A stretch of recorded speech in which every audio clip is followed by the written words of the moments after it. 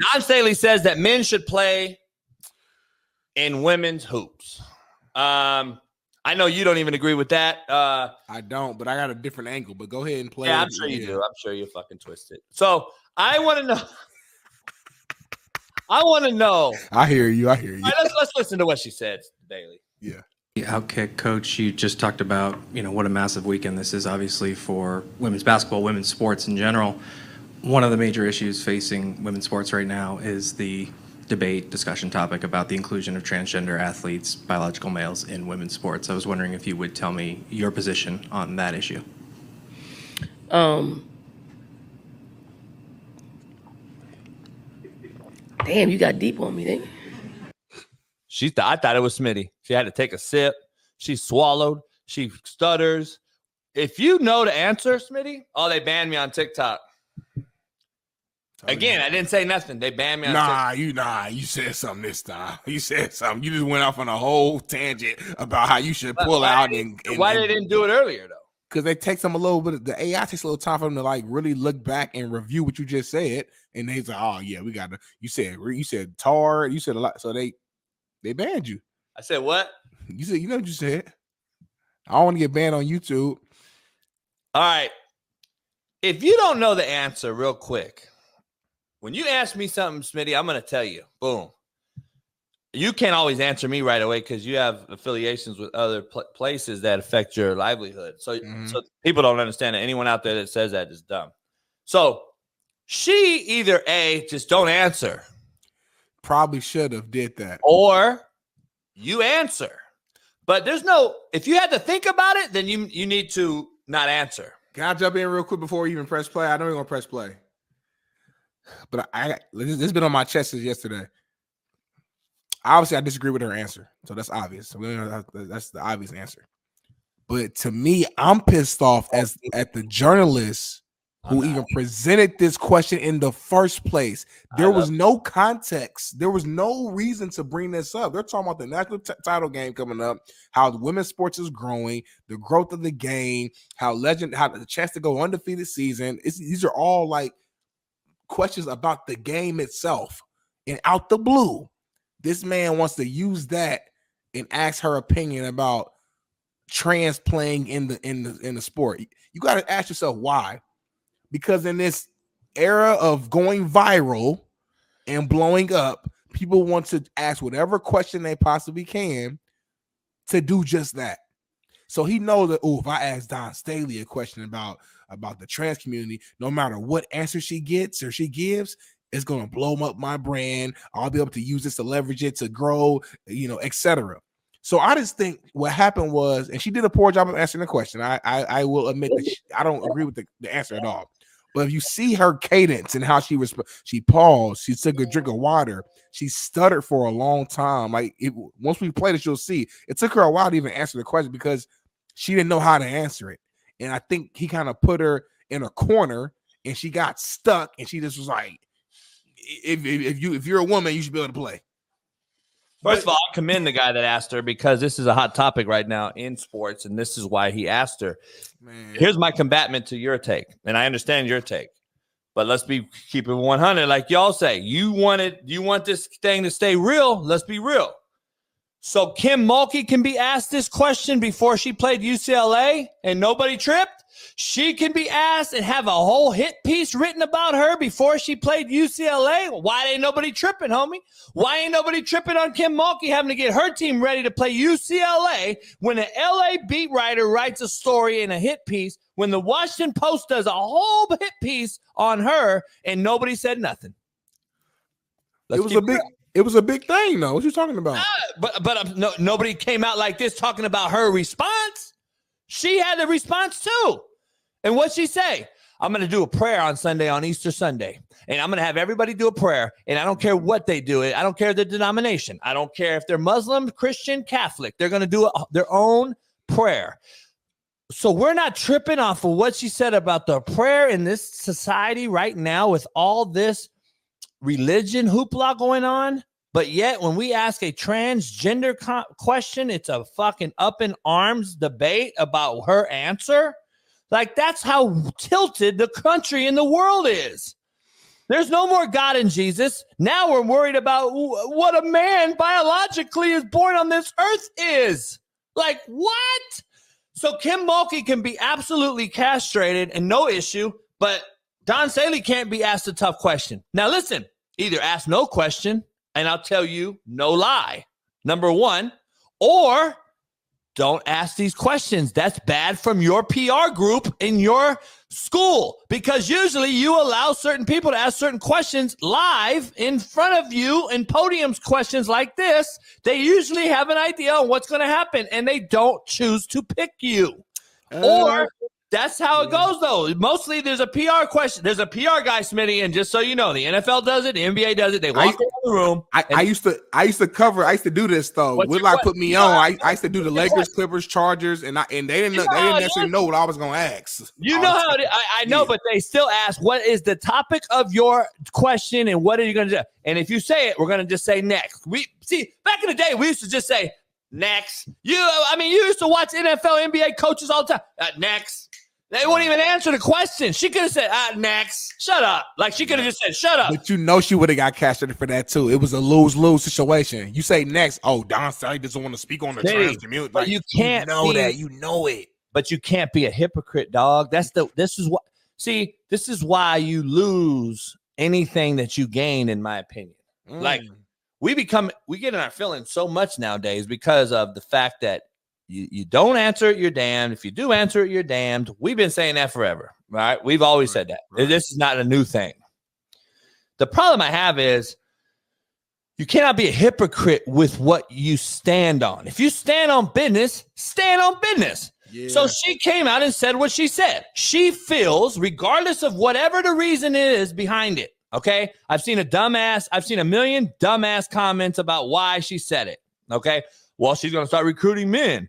She's going to start blah, blah, blah, whatever. She the highest paid women's coach right now. That's the reason why she said it. She ain't messing with her bag. Governor of South Carolina came out and said, we don't believe in what she's saying, and nobody that should be representing this state. Like, it's political. I told you to start the show. So now her own governor and people in South Carolina, which we know are part of the state, she is now like in hot water with them people because that's not a state that wants men to play women in anything. So anyway, she's got her own shit to deal with. But here's my point on this whole thing. She came out and said what she said, but in the same tongue, she said that Caitlin Clark needs to win the Natty to even be in the discussion of the GOAT. Now, dive deep into that, Smitty, and I want you to give me what you think that means.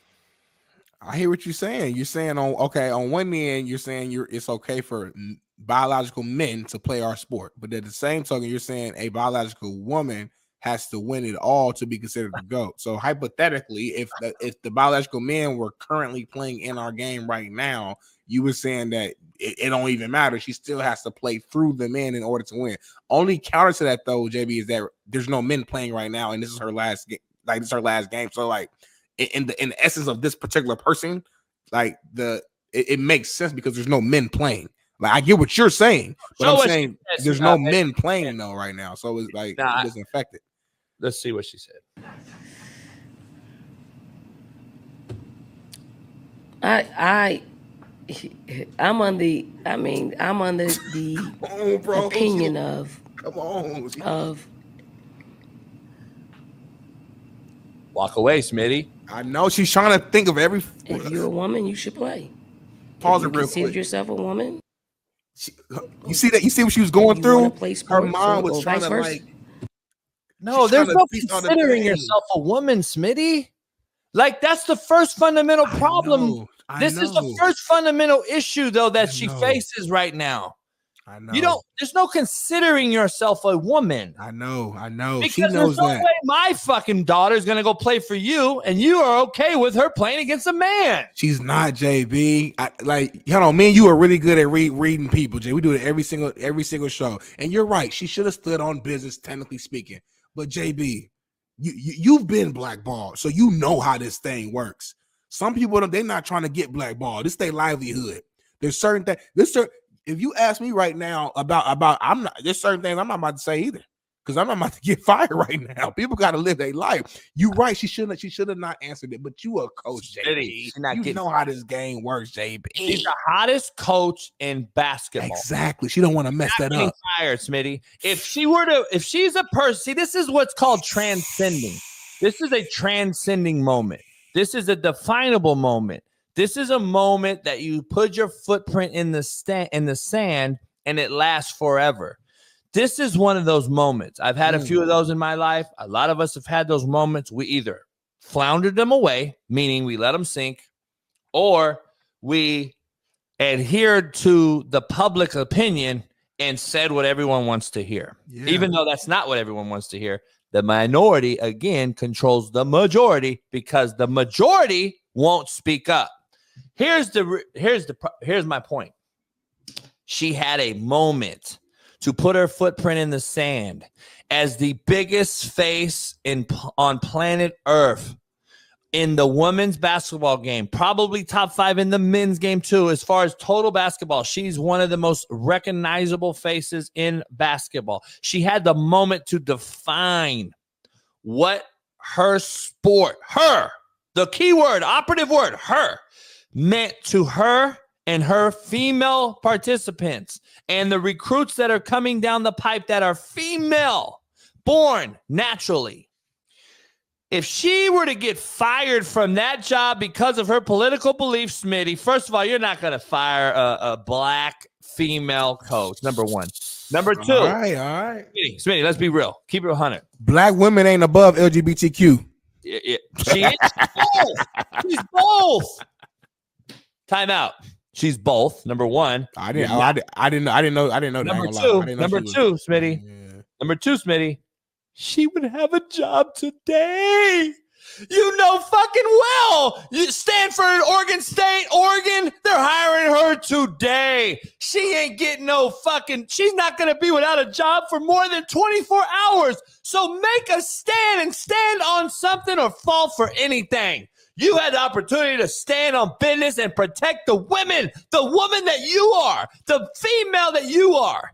And you did, and you lost. You fumbled it, homie. You fumbled it bad, and you adhered to the public opinion. And she ain't getting fired, Smitty. She just won her fucking third national title or second national title. Well, she ain't. Who's gonna fire her? She ain't now. I'm just saying. Who's gonna fire her? She was in the finals. She could have lost to Iowa yesterday. Nobody firing her. All I know is tomorrow. I know is if she go out there and she stand up and say, you know what? Smitty, I don't believe men should play our sport. If you were born man, you shouldn't play our sport. You know you know it would have went. That would have went mega viral. That would have went crazy. I agree with you. Come on, we you know what I mean? Like I would agree. I agree with you, but here's the difference. Here's the difference. I'm blackballed because I didn't apologize. I didn't adhere. Right. I could have kept my job contrary to everyone's belief out there if I issued a public apology. I don't know, Bailey, if you can pull up my original apology. It's on ESPN. It's on CNN. It's on TMZ. You can find it, Bailey, real easy. Listen to my letter that I wrote that ultimately parted ways. Once I knew with my lawyers, I knew that I had a contract and they had to pay me out. I had two choices, Smitty, and this is honest to God truth. And this is why I'm probably blackballed for life. And my agent to this day is pissed at me and everyone else is because of your rationale, your thought. I'm not going to lose my livelihood, right? Keeping it real goes wrong, JB. Dave Chappelle had a segment about it. And I could not go to – I had to listen to my dad that was passed away by then. My dad died in 2005. But all I could hear was my dad's voice saying, you don't kiss ass. We don't kiss ass. I could not go get buried or get cremated or whatever whenever it's my time to go. And I went out like Willie Lump Lump, sell out human. I just couldn't do it. Here's a letter I wrote the day. Can we make it bigger or no? It's too tough. I can't read it. Fuck. Basically, though, I said, I will never apologize about anything that I did because I didn't do anything wrong. Now you can take that like however, right? You could take that as I'm a misogynistic, I'm narcissistic, I'm an egomaniac, I'm blah, blah, blah, blah. But why the players try to fucking boycott? Why did all the players want to fucking quit? Why did they leave? See, that's the thing about it. These bureaucrats and these people don't understand. I'm not apologizing for nothing because that's who I am. Why would I apologize? I didn't say anything that I didn't say for the last 3 years at that institution on Netflix. My 20 years prior coaching. I'm not going to kiss ass to say something that's not me. And this is why you get people that are coming out later in life who have come out and said, Sage Still, man, I interviewed Biden on ESPN. They gave me a total script. I couldn't even deviate. I had to ask exactly what was scripted. And they said if I did anything else, they'd cut the show off. And she came out now and said it, right? Yeah. She regrets that. I don't want to live in regret. Like, I just don't. That's just me, Smitty. And listen, I'm not knocking anyone that doesn't do it. And I'm not going to sit here and say you're a piece of shit or you're a pussy or you're shitty. All I'm telling you is this is who I am. And I don't believe we have enough of that balance. I don't think we have enough of that balance. This is a hell of a topic that I would love to dive deep into more, but I don't know how much time we got. Kind of match them coming on. But this is a hell of a topic, man. It's like finding that balance between keeping it real, basically, in a nutshell. Keeping it real, meaning like whatever you believe in, stand on what you believe in, but then also trying to think about your livelihood and thinking about your family or your kids or the fact that you got stuff to take care of too, and making that decision to where it's like, do I just say F that and just stand on faith and just hope that something else will come to me by being real? Do I say, unfortunately, right now I can't quote unquote be real because I got to take care of, I got to take care of my life, and I don't have the leverage to be 100% real, so I got to stand on this side? Or is there a gray area in the middle where you can kind of play both sides? This is a very good discussion, honestly, man, because this what you're saying is technically right. Bailey, show it. Bailey, yeah. Okay, so can you read it, Smitty? Finally, I want to thank my 2019 assistant coaches and support staff who persevered through the difficulties of past few weeks with me. Their commitment to me, to our players, and to the football program is what will lead to our success in 2019. They should all be applauded for this. However, the events of the past few weeks has led me to resign.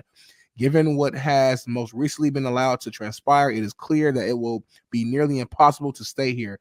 More plainly, the Montgomery County Chronicle has greatly diminished my ability to successfully do my job and has set this football program back significantly.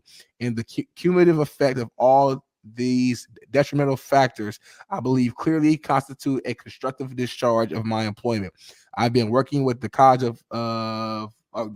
to achieve greatness for 3.5 years, and I believe we accomplished this.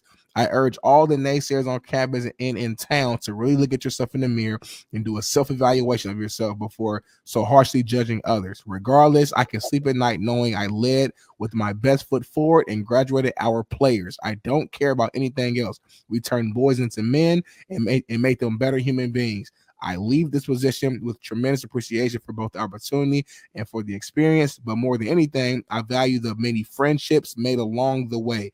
I would especially like to thank Tammy Romstad, I believe, for hiring me, and I believe in believing in the process and understanding what it takes to build a powerhouse program. History was made here, and make no mistake about it, I owe all of that to you. There's more to it where I said, so basically they said I could write an apology and then I would keep the job. Basically saying you admitted to doing wrong, blah, blah, blah. I don't admit to doing wrong. I didn't do wrong. So why would I lie? And I'm going to be honest with you. Like, I've talked to more people when I used to go around after my pops passed away. I'd go talk to people that were on their deathbed that were dying. And I've talked to more people that regretted not being honest in their lives on their deathbed than I ran into more than less. They all regret not telling the truth. Here's how I look at it, Smitty. We can move on. There's a truth in the world.